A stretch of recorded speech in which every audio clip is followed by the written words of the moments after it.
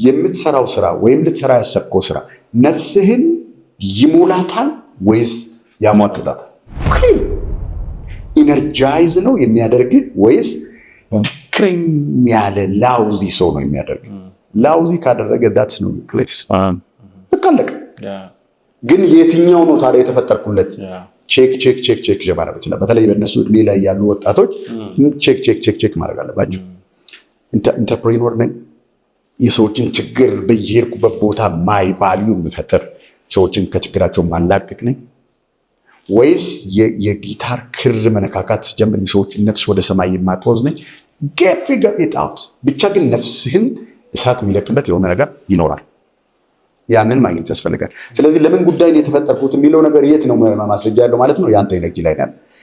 ሰውነት ውስጥ ኤነርጂ የሚያንቀሳቅስ ከሆነ የሚሞላ ከሆነ that's where you are። ግን አንዴ አይደለም፣ ሁለቴ አይደለም፣ every time ደጋግማ አድርገው። ቅድም እንደነገርኩ ሌላም ሲያደርግ አይተህ እኮ ልትነቃቃት ትችላለህ። ያንተ ነው ማለት ግን አይደለም። ኮንሲስተንትሊ ነፍስህን የሚለኩስ እሳት የሚሰጠው ነገር ካለ that's your place። ለምን መሰለህ? እሳት ማለት ምን ማለት መሰለህ?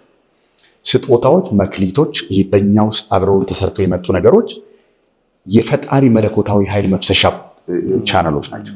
ለዚህ ነው ኤፈርትለስ የሚሆኑ። በነገራችን ላይ የተሰጠህን ስጦታ መኖር ስትጀምር ነፍስ ትጠቀለቃለች በዛ ይላል።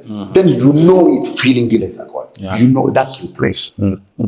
አሁን ይህንን ስራ ሲሰራ የሆነ ስራ እየሰራው እንደሆነ ከዚህ በኋላ ወይ ደግሞ እንደገና ሌላ ፖድካስት ተጠርቻለሁ ምን ይመስላል? I enjoy this thing። በፍጹም 10 ሰዓት ብንቀጥል ምናልባት ምግብ ከሰውነታችን ውስጥ ተሟጦ መናገር እስኪያቅተን ድረስ እንሄድ ይሆናል እንጂ የመሟጠጥ ስሜት ግን that's what I'm interesting